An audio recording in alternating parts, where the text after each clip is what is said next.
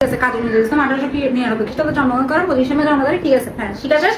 কয় তারিখ শিখছে এটা লিখে রাখি। হ্যাঁ আজকে কয় তারিখ? আজকে কয় তারিখ?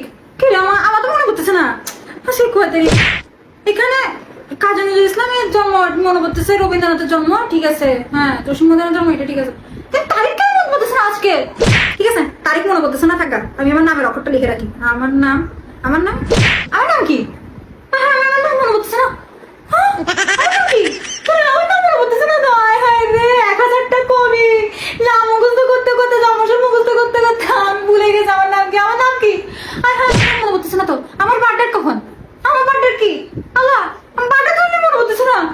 তারিখ মনে পড়তেছে না, নাম